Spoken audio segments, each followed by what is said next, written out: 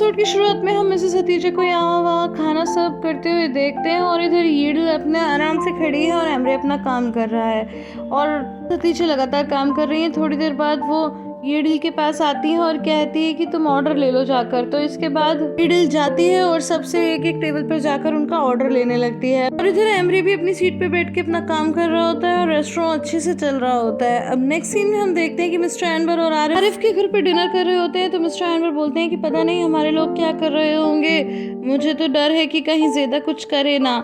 लेकिन आरिफ बोलता है अब चिंता मत कीजिए, उसके साथ तो आंटी हदीजे हैं, वो सब संभाल लेंगी। तो कहते हैं कि हाँ ईश्वर करे ऐसा ही हो। और देखो ज़ेदा को हमने आज सेटल कर दिया है और कल से शीरीन भी काम करने लगेगी। तो वो पूछता है कि कहाँ काम करने लगेगी। तो कहता है मेरे दोस्त की कपड़ों की शॉप है तो वहीं पर काम करेगी। तो कहता है चलो ये तो अच्छा है, अब आपके पास भी एक जॉब है। तो कहते हैं कि जॉब तो है मगर कस्टमर नहीं है, क्योंकि जब मैं बाहर के घर शिफ्ट हो गया था तो एक दूसरे लड़के ने यहाँ पर शॉप खोल ली, हालांकि वो भी बहुत मेहनत करता है तो मैं उसे क्या कहूँ। तो आरिफ बोलता है अब आप क्या करोगे, हतीजे आंटी के पास भी जॉब नहीं है। तो वो बोलते हैं कि पता नहीं, मैं ऐसे हतीजे को भी तो कहीं भी नहीं भेज सकता जॉब करने के लिए।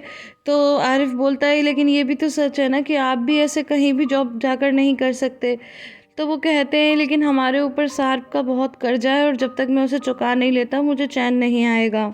फिर इतने में आरिफ बोलता है कि अब टाइम हो गया है, हमें उन्हें लेने जाना चाहिए। तो कहते हैं कि अरे हाँ हाँ देर हो रही है, चलो चलते हैं। नेक्स्ट सीन हम पीरिल को रूम में आते हुए देखते हैं। तो वो देखती है कि चार्जर तो डोरुक लेकर ही नहीं गया। तो वो फिर से उदास हो जाती है। नेक्स्ट सीन में बाहर और दोनों बच्चे बेड पे लेटे होते हैं और दोनों बहन भाई एक दूसरे को इशारा करते हैं। तभी डोरुक बोलता है कि मम्मा मुझे चार्जर नहीं मिला, मैं पेरल आंटी के रूम में गया था पर वो वहाँ पर आ गई तो मैं छुप गया और मुझे कहीं भी चार्जर नहीं मिला।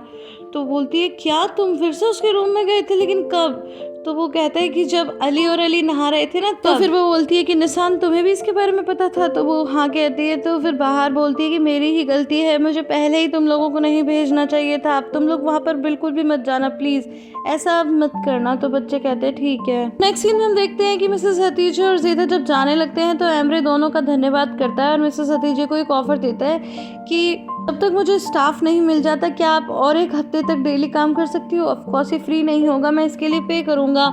तो वो कहती है कि ऑफकोर्स मैं क्यों काम नहीं करूँगी, ज़रूर करना चाहूँगी, लेकिन मैं शाम को नहीं रुक सकती। तो वो कहता है कि आज तो काम ज़्यादा था, आप बस कल सुबह से आ जाना। तो इतने में मिस्टर एनवर और आरिफ भी वहाँ आ जाते हैं। तो ये लोग उनके साथ वहाँ से चले जाते हैं। अब रास्ते में ज़ेदा कहती है कि मॉम आज आप मेरे घर रुक जाइए ना, फिर कल सुबह साथ में जाएंगे। तो वो कहती है कि बेटा मैं भी यही सोच रही थी, पर फिर मैं सोच रही हूँ कि शीरीन घर पे अकेली रह जाएगी। तो मिस्टर एनवर बोलते हैं कि घर पे मैं चला जाता हूँ, वैसे भी मुझे डर है कि अगर मैं नहीं गया तो सुबह वो काम पर ही नहीं जाएगी। फिर मिस्टर एनवर बोलते हैं ज़ेदा से कि बेटा तुम्हारा कैसा रहा आज का दिन? तो वो कहती है कि पापा मैं तो बस बहुत उदास हूँ। तो आरिफ कहता है ये इसको लेकर, लेकिन उसको लेकर तो हम सभी उदास है ना। तो फिर वो बोलती है कि अभी तो कुछ दिन लगेंगे, धीरे धीरे हम लोग बातों को भूलने लगेंगे और शायद थोड़ा ज़्यादा हंसने और कम रोने लगे, लेकिन मैं नहीं चाहती कि हम कभी भी भूलें, मैं चाहती हूँ कि मेरे दिल में उसका दर्द हमेशा रहे। तो आरिफ बोलता है कि मैं तो ऐसा बिल्कुल भी नहीं चाहूँगा कि अगर कल को मैं ना रहूँ तो सब लोग मेरी याद में बस रोते रहे।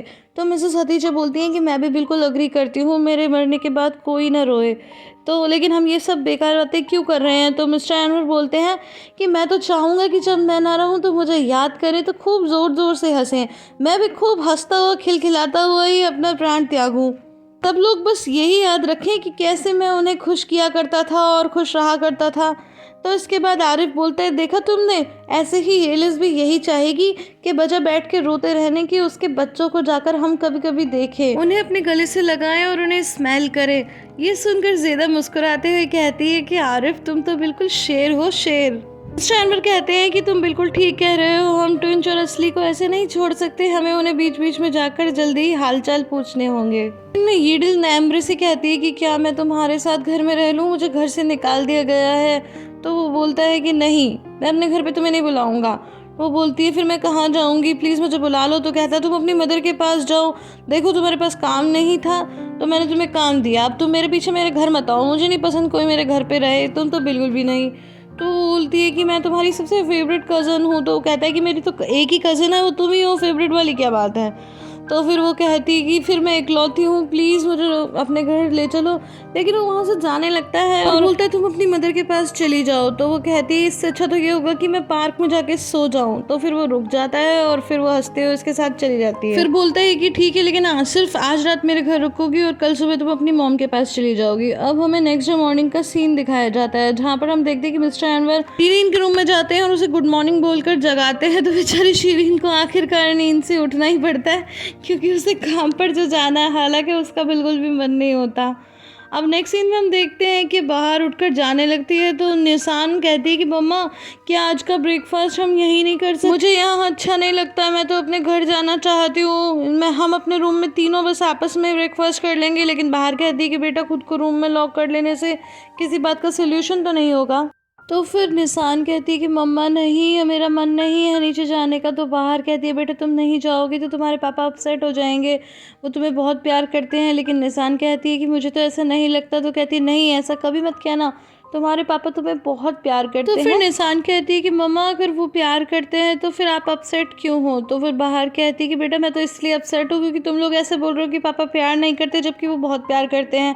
चलो, अब जब तक ब्रेकफास्ट बना रही हूँ तुम लोग थोड़ी देर और सो लो और फिर नीचे जरूर आना ब्रेकफास्ट करने। सीन में हम सार्प को बहुत ही उदास बैठा हुआ देखते हैं। तभी वहाँ बाहर आती है और कहती है कि देखो, अपनी पत्नी को कहना कि वो परेशान ना हो, क्योंकि मुझे उसका पति नहीं चाहिए और कोई भी फॉर्मेलिटी करने की बिल्कुल भी ज़रूरत नहीं है। हम लोग अपनी अपनी लाइफ जिएंगे और जैसे ही ये मैटर सॉल्व होता है हम यहाँ से चले जाएंगे। फिलहाल हमारा कंसर्न सिर्फ 4 बच्चों को सेफ रखना है।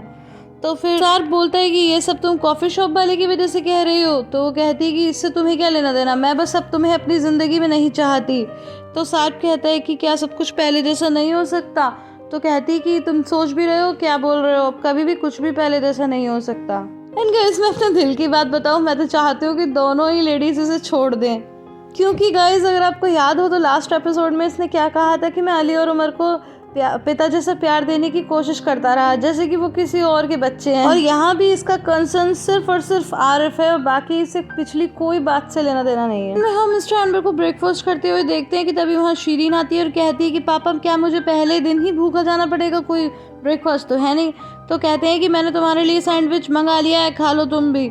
तो फिर वो मिस्टर अनवर को किस करती है और कहती है कि मेरे प्यारे पापा अपनी बेटी को भूखा नहीं जाने देना चाहते। नेक्स्ट सीन में हम देखते हैं कि आरिफ अपनी शॉप पर सुबह सुबह साफ सफाई कर रहा होता है कि तभी वहाँ पर एक आदमी आता है और कहता है कि बेटा, तुमने कहा था कि वो लेडी अपना उधार चुका देगी, इसीलिए मैं बिल्कुल चुप रहा। तो आरिफ कहता है कि ये तो आपकी महानता है। तो फिर वो कहता है कि मैं देखो अमीर आदमी तो नहीं हूँ, इसलिए मुझे कोई गारंटी चाहिए। तो आरिफ कहता है ठीक है। फिर जो भी वो कागज़ लेके आया होता है तो वो खुद ही साइन कर देता है उन पर। तो कहते हैं कि तुम क्यों साइन कर रहे हो, तुम्हारा उधार नहीं है। तो आरिफ कहता है ये आज से मेरा ही उधार है और मैं ही इसे चुकाऊंगा, आपको मुझ पर तो विश्वास है। तो गाइस, मुझे यहाँ समझ में नहीं आया कि किस लेडी की बात हो रही है, शायद आने वाले टाइम में समझ में आए तो मैं आपको ज़रूर बताऊंगी। थोड़ी देर बाद आरिफ की शॉप पर पुलिस आ जाती है और वो उससे बाहर के बारे में पूछते हैं। तो वो कहता है कि आप क्यों पूछ रहे हो? तो वो बोलते हैं कि हमें येलिस के केस में उसकी गवाही चाहिए। नेक्स्ट सीन में हम एक बार फिर से मिस्टर अनवर और शीरीन को देखते हैं और फिर वो लोग जाने लगते हैं। तो वो कहती है कि पापा, आप कहाँ जा रहे हो? तो कहते हैं कि मैं जॉब ढूंढने जा रहा हूँ। तो कहती है कि आखिरकार उस यंग लड़के ने आपकी टेलर की शॉप ले ही ली? तो कहते हैं कि हाँ, ले ली उसने मुझसे जॉब। तो कहती है अरे पापा, मैं तो मजाक कर रही थी, आप बुरा मत मानिए। फिर वो लोग रास्ते में जाने लगते हैं। तो मिस्टर अनवर कहते हैं कि देखो, वो मेरा बहुत पुराना दोस्त है जिसके यहाँ तुम काम करने जा रही हो, तो प्लीज़ मुझे कोई शर्मिंदगी ना उठानी पड़े, तुम अच्छे से काम करना। तो कहती है कि पापा, आप चिंता मत कीजिए, मैं ऐसा कभी नहीं करूँगी जिससे आपका सिर झुके। और इसके बाद फिर वो कहते हैं ठीक है बाय, मैं जा रहा हूँ, और वो अपने रास्ते निकल जाते हैं। सीन में हम देखते हैं कि ज़ेदा और मिसेस हतीजे रास्ते में जा रहे होते हैं। तो ज़ेदा कहती है कि मॉम, हम थोड़ी देर और सो सकते थे, इतनी जल्दी क्यों आ गए? तो कहती है कि मैंने बताया ना, लास्ट टाइम मेरी आंखों में कुछ चीज़ें रह गई थी। तो ज़ेदा कहती है मुझे लगता है आपकी आंखों में कोई प्रॉब्लम है। तो फिर वो लोग वहाँ पहुँच जाते हैं और सफाई वाला उन्हें गुड मॉर्निंग करता है। फिर वो कहती है देखो, मैं तुम्हें एक एग्जाम्पल देती हूँ कि बिना एक भी टेबल चेयर हटाए ये झाड़ू लगा रहा है, तो क्या सफाई हो रही होगी। नेक्स्ट सीन में हम मिस्टर अनवर को जॉब ढूंढते हुए देखते हैं। तभी उन्हें एक शॉप पर एक एडवर्टीजमेंट लगा मिलता है। तो वो शॉपकीपर से पूछते हैं कि क्या तुम्हें स्टाफ की ज़रूरत है? तो कहता है कि हमें तो स्टाफ मिल गया, बस मैं इसे हटाना भूल गया था। तो कहते हैं अच्छा ठीक है। फिर वो जाने लगते हैं तो वो कहता है कि रुकिए, आप किस तरह की जॉब ढूंढ रहे हैं? तो कहते हैं कि बस कुछ भी छोटा मोटा कुछ भी काम मिल जाए। तो वो कहता है कि आगे जाकर एक शॉप है हसन भाई की, वो उन्हें ज़रूरत है तो आप वहाँ चले जाओ। फिर मिस्टर अनवर उसकी शॉप पर जाते हैं, वो एक फ्रूट शॉप होती है। तो कहते हैं कि क्या आप ही मिस्टर हसन हो? तो कहते हैं हाँ बेटा मैं ही हूँ। उसको भी बेटा कहते हैं। तो फिर मिस्टर अनवर बोलते हैं कि मैं जॉब ढूंढ रहा हूँ। नेक्स्ट सीन में हम देखते हैं कि मिसेस हतीजे और ज़ेदा साफ सफाई करने लगती हैं किचन की। तो गाइस यहाँ पर मिसेस हतीजे की वजह से ज़ेदा को भी साफ सफाई करनी पड़ती है और इतने में ईडिल आ जाती है और कहती है कि आप लोग इतनी सुबह सुबह क्या कर रहे हो? तो कहती है कि मैंने देखा चारों तरफ डस्ट है तो मैं सफाई करने लगी। तो कहती है समझ सकती हूँ, आखिर एमरे तो है भोला भोला, तो आप लोग उसे अच्छा बेवकूफ़ बना के ये जगह हड़पना चाहते हैं। तो ज़ेदा कहती है कि हाँ हाँ हम बिल्कुल ऐसा ही चाहते हैं।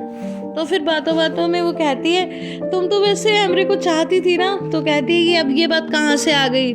तो बोलती है सब जानते हैं, तुम बार बार कहती थी कि I love you Emre, I love you Emre. मेरे पेरेंट्स भी हंसते थे। तो ज़ेदा कहती है कि वो तो बचपन की बात थी। तो कहती है कि मुझे नहीं लगता कि तुम इतनी छोटी भी थी तब। थोड़ी देर बाद वहाँ पर एमरे आ जाता है और कहता है कि एक्चुअली जो मैं सोच रहा हूँ क्या वो सच है? देखिए हमारे पास तो सफाई करने वाला एक ही है। तो मिसेस हतीजे कहती है कि बेटा मुझे जो साफ़ नहीं लगा तो मैंने सफाई करना शुरू कर दिया। तो कहता है कि चलो ठीक है, गुड लक। नेक्स्ट सीन में ईडिल कस्टमर अटेंड कर रही होती है। थोड़ी देर में एमरे उसे अपने पास बुलाता है और कहता है कि तुम अभी एप्रॉन पहनो और अपने बाल बांधो। तो फिर वो बांध लेती है। तो वो फिर से उसे अपने पास बुलाता है, वो पास आती है तो कहता है और पास आओ। तो कहती है क्या तुम मुझे किस करना चाहते हो? तो एमरे बोलता है मैं क्यों तुम्हें किस करने लगा, तुम्हारे मुंह से बहुत गंदी सिगरेट की बदबू आ रही है, कल रात भी तुमने पी थी। तो वो कहती है कि लेकिन मैंने विंडो ओपन कर दी थी। तो बोलता है कि मैं अपने घर में ये सब बिल्कुल नहीं चाहता, तुम अपनी मॉम को कॉल करो और उन्हें बोलो कि वो तुम्हें यहाँ से ले जाए। तो जिस पे येडल बोलती है कि तुम ही मेरी मॉम को कॉल करके पूछ लो कि क्या वो चाहती है कि मैं घर आ जाऊँ। और फिर ये एपिसोड यहीं पे खत्म हो जाता है। गाइस आई होप आपको ये वीडियो पसंद आई होगी। अगर पसंद आई है तो इसे लाइक शेयर एंड कमेंट करना बिल्कुल भी ना भूलें। फिर मिलती हूँ अगली वीडियो में, तब तक के लिए bye bye and take care.